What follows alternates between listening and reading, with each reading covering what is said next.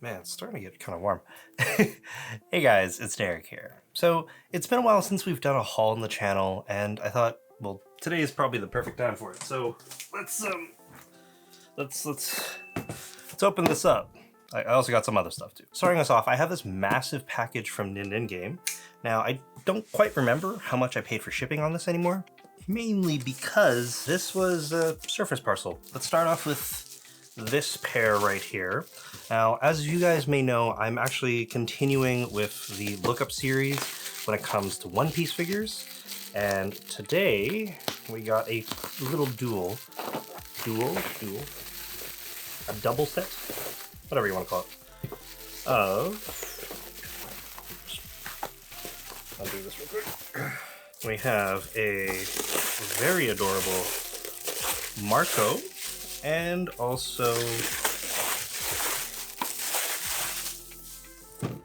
have Sabo and Marco. I know they recently announced a new pre-order that I already have pre-ordered of the Nami and Sanji set, so very excited about those two as well. If I remember correctly, I think these are only like 3,400 yen, so really nice on the price point there. And honestly, I think, like, for now I have most of my lookups right in front of some of my POPs. I think that's gonna change soon. I think I'm gonna put them on the desk again. It's, you know, it's cool being able to see them. They're looking up at you while you're working and whatnot, or gaming, seeing you rage. I think that's cool. I know a lot of people do compare these to Funko Pops, but I still believe the quality is, you know, that much better. No hate towards Funko Pops, but this is much more my taste. There we go.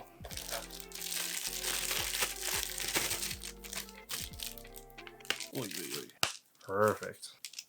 Oh, I don't know what, but there's something shaking inside of Sabo. You guys hear that? So something's broken. Where is it? Wait, what? I don't hear it anymore. Okay, whatever it is, I guess I fixed it by just popping it on and off. But very cute facial expressions on both of them. You have that kind of like cat-like smirk when it comes to Marco, and Sabo just has a nice, you know, cute smile. Positioning, or the way they're sitting, is basically identical, but all the little details are there. The top coat that Sabo has is very well done, and the paint job is pretty good. Yeah, not bad. Marco, beautiful pineapple head on the back. It's kind of unfortunate. He kind of looks bald, but hey, whatever. I guess it works. But yeah, these two, very solid additions. We'll put them here for now, and I will try to clean up a little bit. All right, next up, let's move on to, if I remember correctly, I believe I did get charged for customs, but it was only like $23 more or less, which is not bad. So how do I open this? Yeah, this is another One Piece goodie from Mega House. Yeah, this is one of those questionable purchases that I've made, I think. Like, it seemed really good in my head when I first pre-ordered it, but now I think of it, I don't know if I'll ever use it, but it's gonna be a cute addition to the collection. This one costs about 4,600 yen, almost 47, if we're being completely honest. And it's very small. The size isn't that big. It's very similar to those two. But we have, oh, let me just open it up. A Tony Choppa piggy bank. This is what I meant by I'm not sure if I'll ever really use this, because I do have my Ultraman piggy bank that I randomly throw change into. This is a lot smaller, but it's super cute. I think I can just put him on display as well. Not really gonna lose too much there. It is Mega House quality after all, so should be good. Do any of you guys actually randomly just pick up merch just because it's one of your favorite characters? I try not to do that, but sometimes it just gets me. But all right, there we go. It is very substantial, very weighty. Oh, what's that? There's another piece in the back I need to go get to. Looks like they put the little plug stopper thing in the back, which I guess is useful whenever you're not trying to save money. Should be very simple. You just plop it in here, I think. Nope. So it looks like the main cotton candy portion of Chopper is more or less like that PVC or that, I don't know how you explain it. It's the piggy bank material. If you've ever had piggy bank before, it's like that. The bottom actually comes undone with a little stoppage plug here that you can rotate counterclockwise or clockwise and get everything out. Very solid construction. It is airbrushed, so 2020 Chopper up top and also his Jolly Roger. And I believe him in the front is actually very similar to like POP material, and the detail is actually really good. All the paint apps look good here. He's eating cotton candy like his namesake. I would consider this like a very, very big POP of him, because I know they haven't made one in a very long time. The last one they put out was actually the Wano one, but I'm still waiting for Mega House to release more. But once you do, I'll pick that up too. But this is super cute. Moving on to something that's technically not anime related, but I thought it was cool and was sent out to me to take a look at. So yeah, let's just open it together. This is the Mercury M1 Pro mouse from Gravastar. You've probably seen me open up the headphones a few videos back, and it's a similar design concept when it comes to all of their stuff. It's very futuristic. In this case, they actually have a cool mouse. Now, there's a few different flavors this does come in. This is the gunmetal gray, and there's also a battle damage version that is the silver mist, if I remember correctly, and that's more or less white, but does have some, it's dinged up a little bit. Has M1 on the side here on the right click, left click has an X, and it says Game Beyond Limits. It's actually really cool because it is very hollowed out, so you can see what's on the inside, and it has some crazy RGB effects, so if that's something you're into. Inside the box, there's the 2.4 gigahertz receiver, and let's see what else is there. Got a instruction manual if you really need it. It does come with a USB cable that is nice and braided, and also comes with one of these comes with one of these Velcro zip tie things. So you can actually kind of cable manage the cable very nicely. It actually feels pretty good, and it's fairly long. I guess if you want to use this wired, you can, but there is two other modes that you can obviously use. There's Bluetooth, and also you can use the dongle for the 2.4 gigahertz. This, I believe, was supposed to be 400 milliamp hours in terms of battery life, but that also means, depending on what you choose, it can go anywhere between 146 hours of use all the way to like 200. They also included in the package a few extra gliding feet, so in case yours actually wear down, you can replace them. That's a very nice touch coming straight out of the box. And there's also some grip tape that you can put on the side if it's, you know, not to your standard. But it's kind of neat because it's technically, I believe, magnesium alloy, so it's nice and cool to the touch. Honestly, I think looks-wise is one of the coolest mice I've ever seen. Very organic. So let's plug it in and see how this works. We're just gonna do this real quick.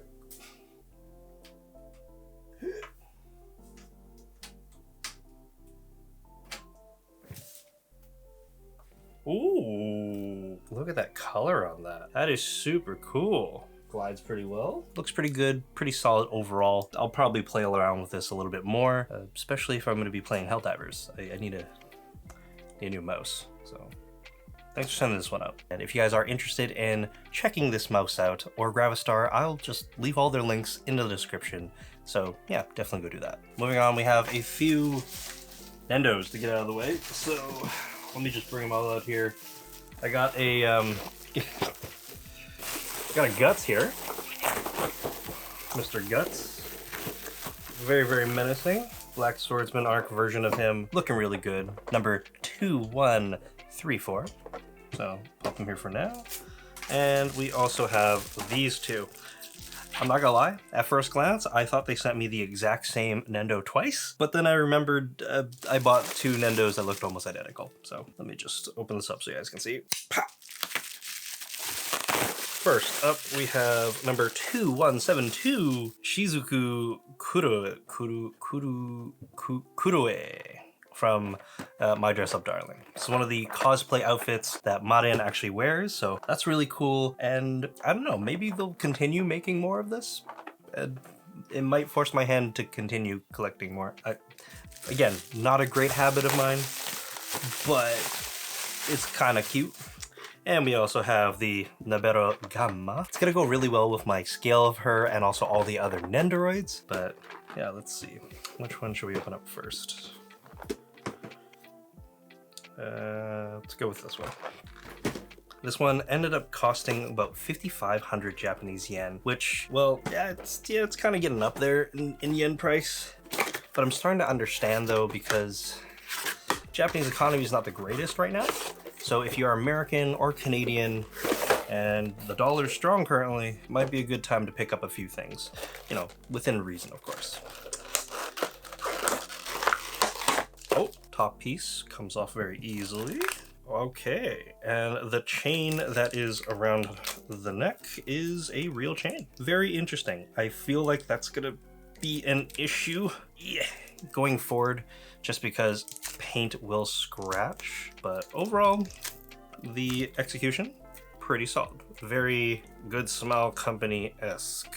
The stockings that she does have on her legs actually do have this really nice decal, and all the other outfit pieces look really good too. Now, I don't remember 100% whether or not this character in the anime and manga is actually a maid, but this really does look like a maid outfit. And I know a thing or two about maid outfits. Let's see, we do also get a pair of folding arms. Ooh, a kind of sitting down bottom half that you can put on. One thing that might be a little controversial and might rile up some people is the face plates. The generic face plate is nothing going on really. It's very, very simple. But there is a eyes closed version and another one that has hard eyes, which isn't the controversial part, but it also has a bit of saliva. Yeah, we got options. Choose whichever one you guys want. Of course, we all know that the source material for this one, you know, it is what it is. As for the base, this is one of the biggest ones I've ever seen. I don't remember buying a special version, but oh, that's what it is. Okay, they've looked ahead, they thought ahead. So if you want to, you can actually use the heart hands and combine it together with the other Marin Nendoroid. And this piece right here is to connect both of their bases together, so you don't need two. That's actually kind of cool. It does have like some ruffles and a little bit of purple on there, which is nice. Also a standard Nendo base. I'm not really gonna take it out of the box right now, but you know, I'll let the B-roll do the talking. I'm still on the fence about which Marin figure I do want to get. There's a whole bunch that are out there, but the more and more I'm thinking about it, I feel like I'm more or less just gonna get one of her, and that might just be the Aniplex one, because it's like the default, so we might go with that. To switch things up a bit, we're gonna go take a look at Guts next. Now, this guy cost 6,100 Japanese yen. I'm not sure how many of you guys are Berserk fans, but I did read somewhere that there's a fan studio that is coming out of the woodwork and potentially animating some of the Black Swordsman arc, I believe. Don't quote me on that. That just means, you know, with enough fan support, maybe we can get this thing off the ground and fund this ourselves, because we all know the CGI monstrosity that the other one was. We don't talk about those horrors. That's being worse than having a curse mark on you. In the little pouch on the side, we do get an extra hand for both sides, and an extra leg that's a little bent, and an extra holding hand. Kind of standard Nendo practice at this point, I believe. Our Gutsy boy is pretty nice. His cape in the back actually has two parts, one in the middle and two off to the side, so that's kind of unique. I don't remember too many Nendos that do that. That's pretty cool. Now, I'm a little skeptical about how... Well, I guess my Guts is only gonna be in one position, at least his cape, because I actually broke it off. Why do you gotta make it so... I'm just gonna be grumpy for the rest of the unboxing now. Why? But as you can see, it's a clean break on the inside. They all have peg and ball sections. Probably just stop the recording and gather myself, but hey, I'm just gonna push through at this point. The main body looks really good, very nice and detailed, very, very accurate to what we've seen with the source material. And yeah, it is just very tragic how I broke that. It's one of those times where I kind of wish that they would have like an add-on pack or something that you can have like mixed media cloth. I know they do have Nendoroid dolls, but if they made accessories that I can replace this with and it's just a piece of cloth, or maybe I can DIY it. Of course, we have the Dragon Slayer here. It's very big, apparently can come undone, so it's easier to put into the hand. This might be a bit of an issue for him to hold, but we'll see. As for facial expressions, we do get three, of course. The generic one is just kind of stoic, not having a great day, he's frowning. And the other two are angry and kind of demonically angry. Take your pick how angry you want your Guts. Last up for our Nendos here, we have Gamma. Now, this one is about 5,500 yen. Not the most in the world. Doesn't look like there's a whole lot going on, but hey, I'm not really that upset about it. I'm just glad that there's more Overlord, Nendoroids, and figures coming out, so that's always a bonus. Ooh, there we go. We have Gamma here in her maid outfit, which is adorable. Has a giant puffy battle skirt. I don't know, it's armor. It looks cool. Ponytail in the back is removable, so that's nice. It has a bit of movement as well, and it looks like they hid the seam in the head exceptionally well because it is hidden by the headband. So, you know, props to Good Smile for doing that right. Because sometimes, even though there's a headband, the seam is right in front of it for whatever reason. I don't get it. Not bad, not bad. The paint apps for the outfit look really good. Nice and silver, nice and gold. Yeah, very metallic. I like it. I'm liking it. As for extra accessories, we do get her weapon and also like this electric effect part that kind of reminds me of a Chidori. That's really cool. Also some extra hands. And our choices for facial expressions are, of course, deadpan, serious, and whatever this X eyes closed face is. I think I might use this one. This is really cute. Pretty solid Nendo.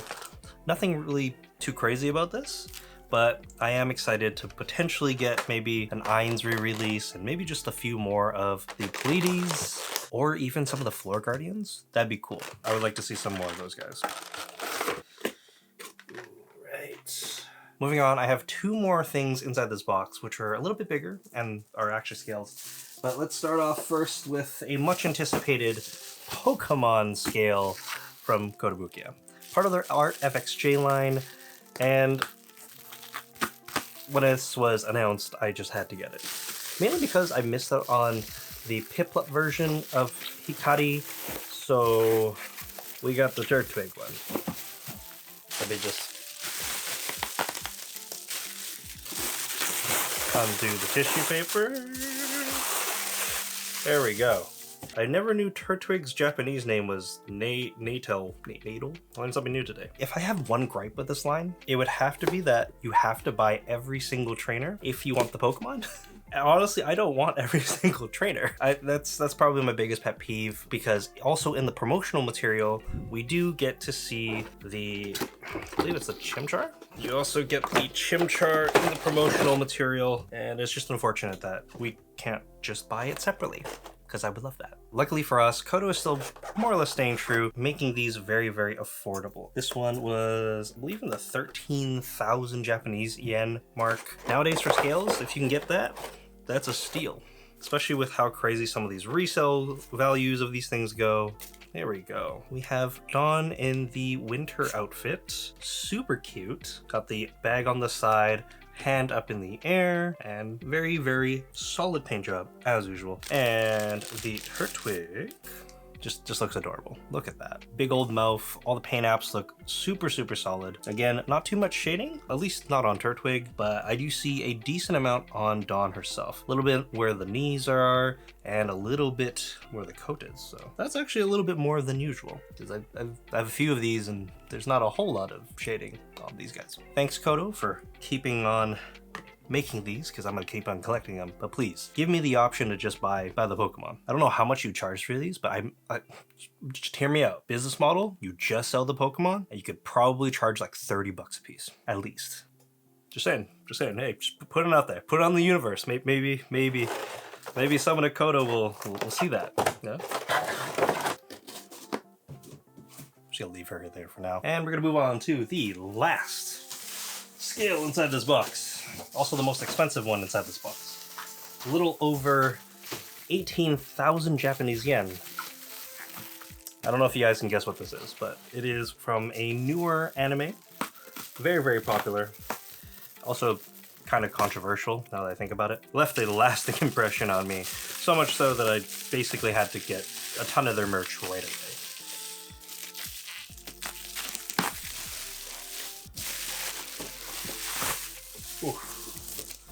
I have the Kadakawa Katie Cole Hoshino Eye. Got the Hoshino Eye here. Where's the front?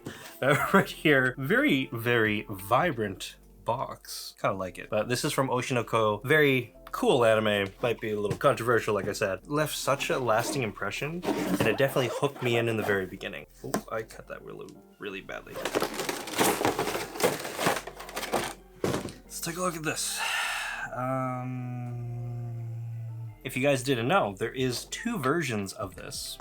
I got the generic version, and the special version comes with 2 faceplates. So you can remove the face and put on the other one. But I ain't made of money, so we went with the more affordable one.